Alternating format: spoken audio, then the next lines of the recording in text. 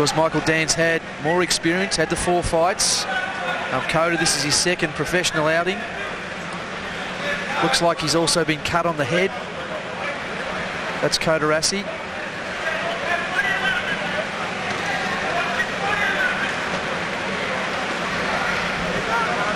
Russell, what does that do for a fighter? If a fighter sees that they're cut, what goes through their mind? Well, you don't really worry about it. You concentrate too much on fighting. I've had quite a few cuts, and you just keep going.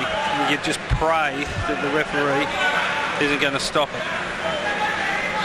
There's nothing worse than getting a stop on a cut. That cut looks like it's up in his hairline, in his head somewhere. Yeah, that's a bad spot. So probably not in a dangerous spot. Depends. When you put your head down with that clash, it'll open. Good left hook.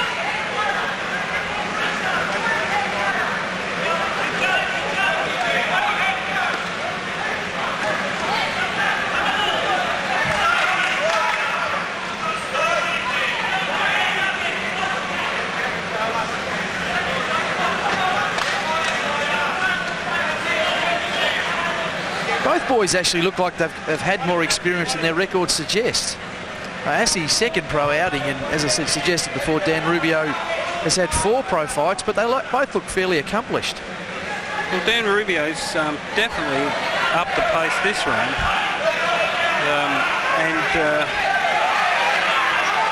Khoder isn't that good on the back foot. He's good coming forward, but going backward. Interesting. Yeah, very interesting. Dan Ruby, a strong fighter, very well conditioned, and he's not going to go away too quick. No. Well, he just seemed to have the aura about him that he knew he's got something in his kit bag. Assi was hitting with good jabs, but he just kept coming through them. So maybe he's fitter than we think, and maybe he's got a punch in there that we haven't seen yet that we're about to.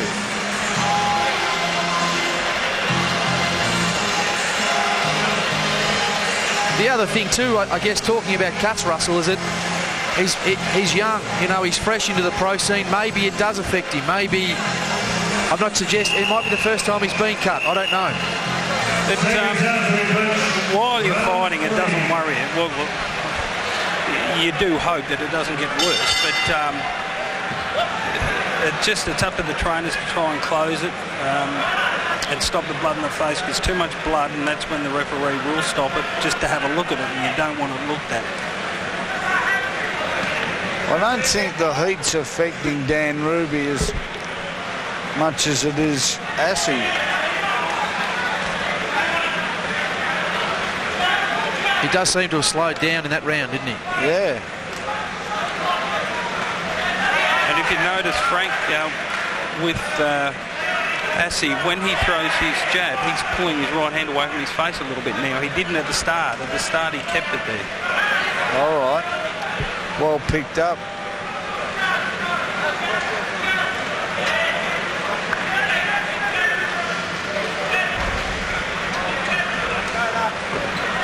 Maybe we've underestimated Dan Ruby. Or maybe I have. No, but I think your assumption's right. That first round, you know, Assi looked world class. He looked very, very good. And, you know, Dan Rubio's probably realised it's hot, and he's paced himself, hasn't he? Yeah. Maybe Dan Rubio's got something special too to bring to the table. He certainly, you couldn't get it. Hands couldn't make him any fitter, could they? Or conditioned.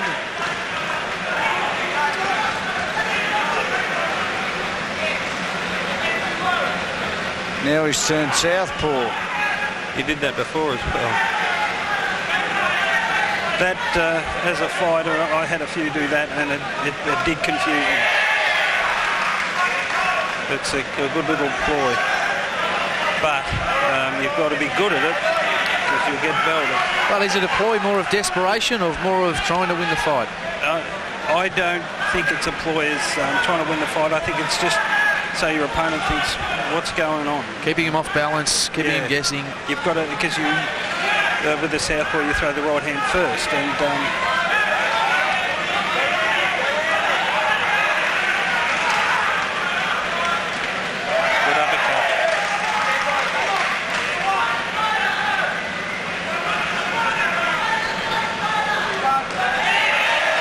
Assi definitely knows he's in a fight. Yeah. There's no two ways about that. I think this is a better round for him than the last round, though. Yeah. Well, Assi's coming forward now, whereas he was going backwards in the last round.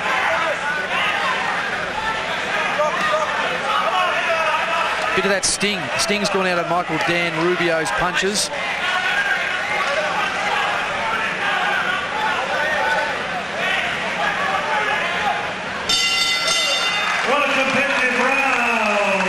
Well, I'd give that one to Assi.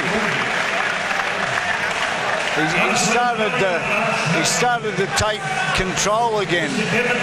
Assi doesn't seem to be good on the back foot. If Dan Rubio has him on the back foot, he's not that good. But when he comes forward, he's brilliant. Yeah.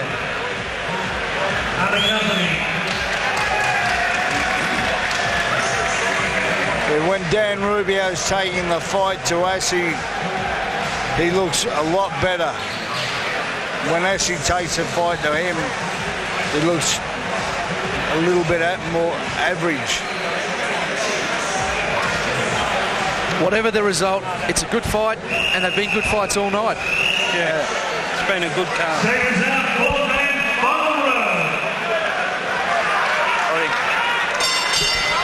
I expect fireworks this round.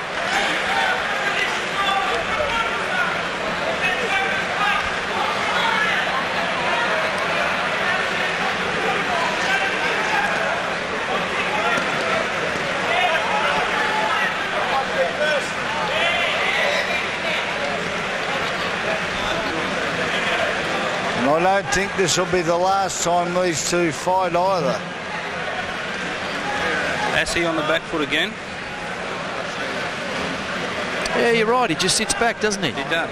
But when he goes forward, he's good.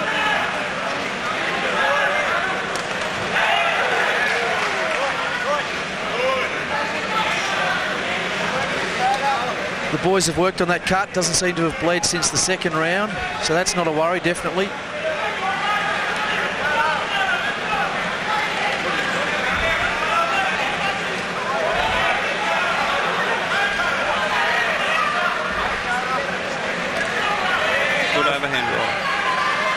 Where does Dan Ruby come from? I think he might be a Thai fighter, from what I understand.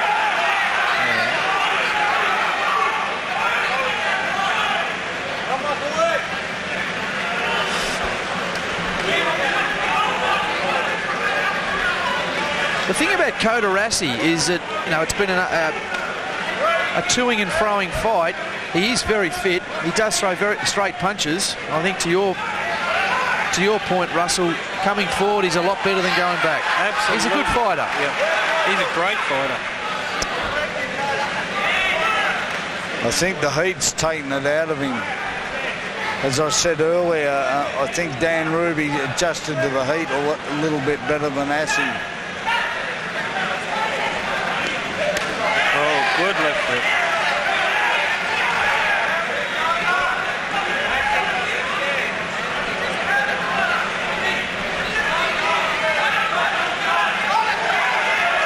Seems as if Assi's got his second wind. He's doing well.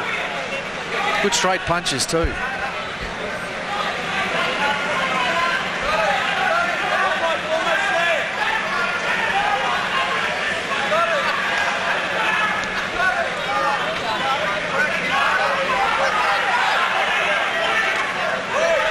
On the gloves.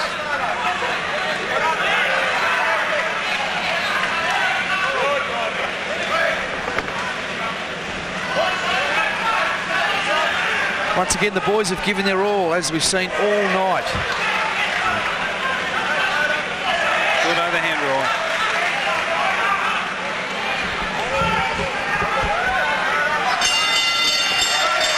It's another good fight, gentlemen. I will give that one to the blue corner. You're not on the fence this time, Russell? No. Well, Frank, I reckon you're going to give it to the blue corner because you've called him as a potential top 10 world prospect. Potential, yeah. Plenty of potential there, so I'm guessing you're going to give it to him. I think the heat drained him a little bit more so than Dan Ruby. And I think Dan Ruby's a very strong, fit guy, well-conditioned, very determined fighter. And he's not a 4-rounder, he's more of an 8-rounder, Dan Ruby. Yeah. We have a unanimous decision. Our 3 judges have the same score totals. 40-36, Matt Ropers, Anthony Hibbs, Wayne Ashdown. 40-36, winner unanimous points. Blue corner, Khoder Assi.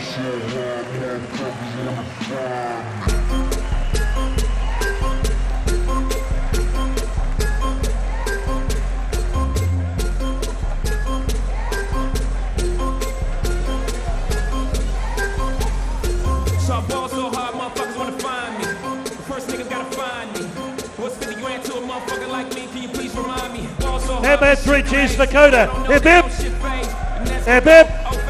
Hip hip! Khoder, he was a very competitive fighter. In fact, he did a bit of switch hitting, but you sold it and came home very strongly. Congratulations. Yeah, it was a good fight. He was very strong, Michael. He pressed forward early on, but we just stuck to our game plan and it pulled off for us. So that's all we got to do all the way. Just a quick thank yous and then something short at the end. I want to thank guys from work. You guys have been supporting me since day one of my pro career, and it's going to go on for many, many more years. Thanks a lot. All friends and family sitting here, thank you so much. My cornermen, Morris, Terry, Frank, Ali, Paul, and George, thanks a lot. And just a quick one. This fight's dedicated to my uncle. Your uncle who broke down. Maurice, come across. You've got 2 talented young men, Khoder Assi and Mark Sleeves. You must be very excited at Northside. Yeah, I am, Howard. Both boys have been with me since I was 10 years old. And they're just a credit to themselves and also the environment that we train in. And, that's handed down from Long John. Look, we're just lucky. We're just lucky, and I'll thank everyone for their support, and let's see what happens. Maurice shot.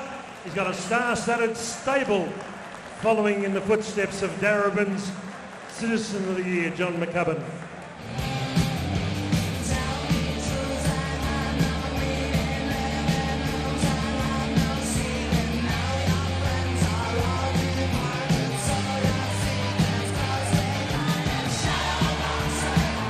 How about that?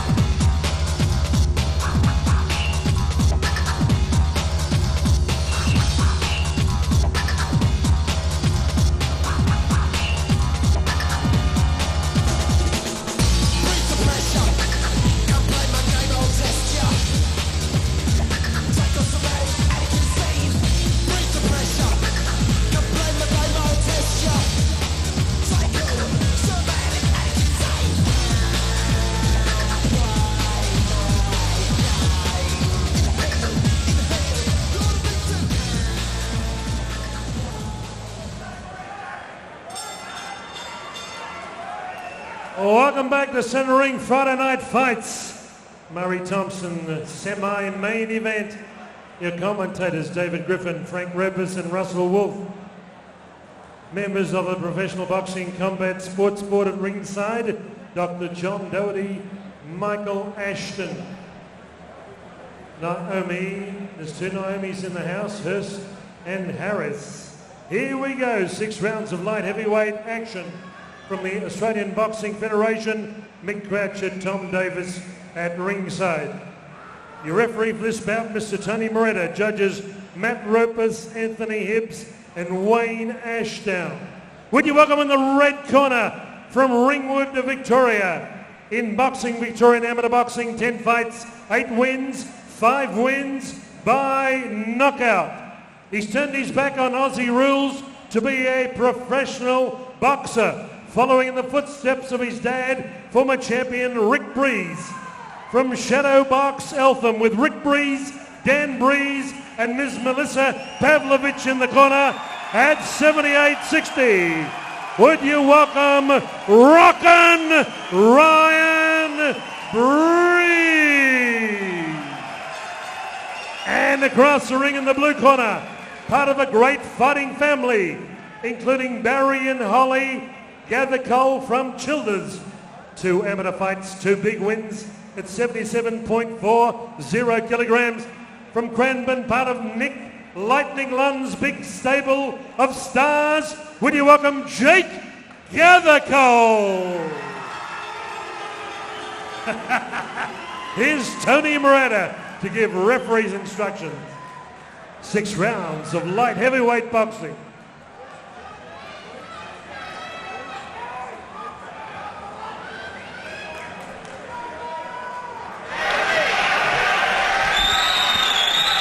Frank Ropus.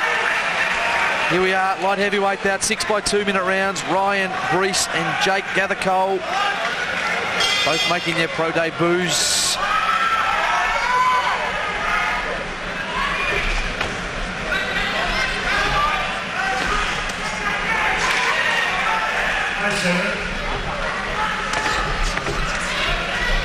Both throwing leather, fast and furious early, Frank. Yeah. You're getting rid of a bit of nervous tension.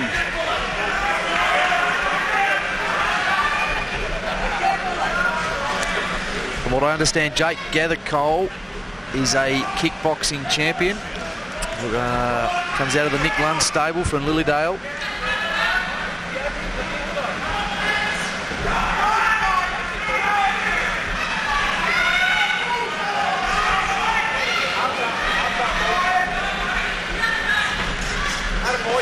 He's not that quick off the mark either,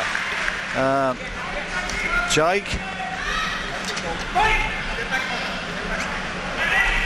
But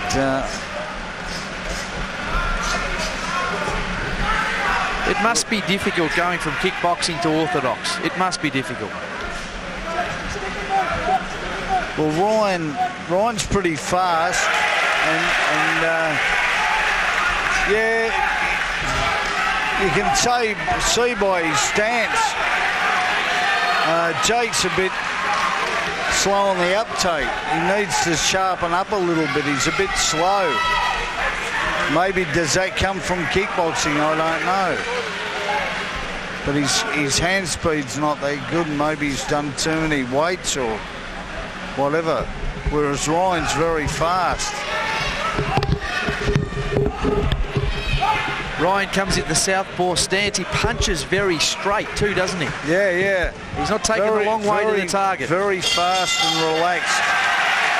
Very fast and relaxed. Jake's trying to put too much into his punches and it's making him slow. He looks more like a weightlifter than a fighter. It's interesting just looking at Ryan. They mentioned, Howard Lee mentioned before, he knows everything, Howard. He comes from football. He's got those strong footballers' legs. Now, typically boxers have it up top with those thin legs, don't they? I believe you, as strange as it may sound, you punch with your feet. That's true. Get your power from your feet. So that might hold him in good stead down the track, you'd suggest. Yeah, strong I legs. would. I've no doubt about that. Seconds out, round 2. That's why you need a lot of road work.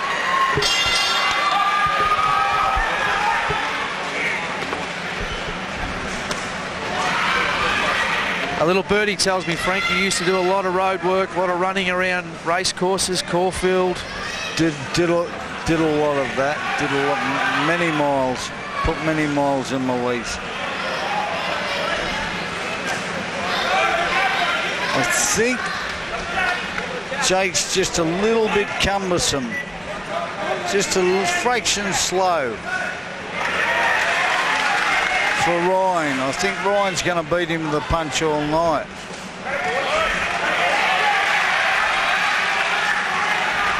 Oh, hello.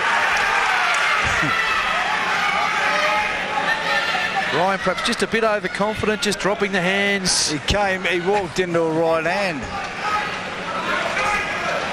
Left hook.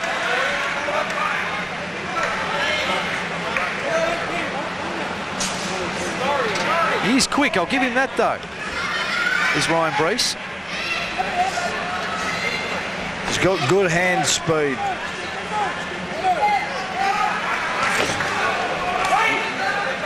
Whereas Jake's got to depend on getting up close.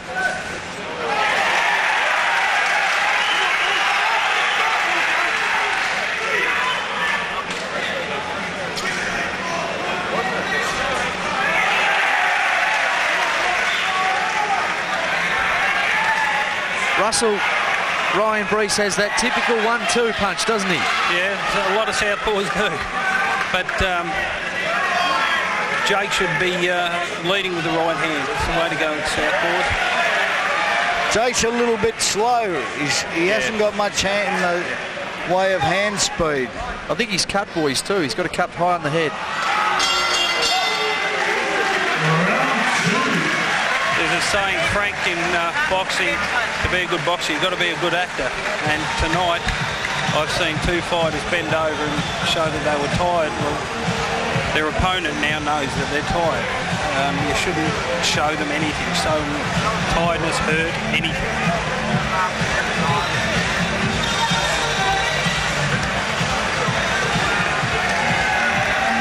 What does Nick Lunn do? Frank, what does Nick Lunn say to his fighter? He's definitely under pressure. He's up against a well-conditioned, straight-punching, got a bit of heat in his hands too. What does Nick do for Jake? What is he saying to him?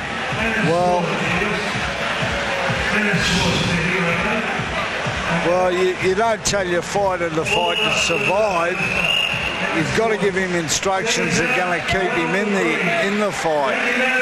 But I personally think he needs to survive. That's first and foremost in my vocabulary. But you know, a trainer doesn't tell his fighter to survive. Two men are in there. You've got to try and win. I think by that suggestion then, without us going to our unofficial scorecards, we've probably got Ryan Breese up at this stage. Yeah.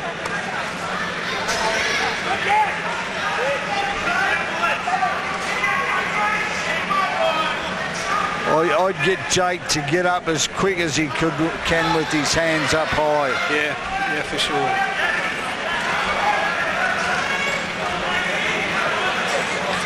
Because if he sits back there, he's going to get the full brunt of those punches. Well, you have to make a southpaw go backwards. It's the best way to do it. Yep. Pressure of southpaw.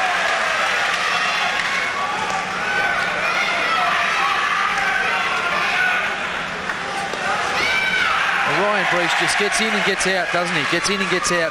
Probably holds that right hand, being a southpaw, a bit low. Jake's doing a little bit better this round. He was going up. He's a very powerful man. Oh, that right hand. It's a good right hand by Jake.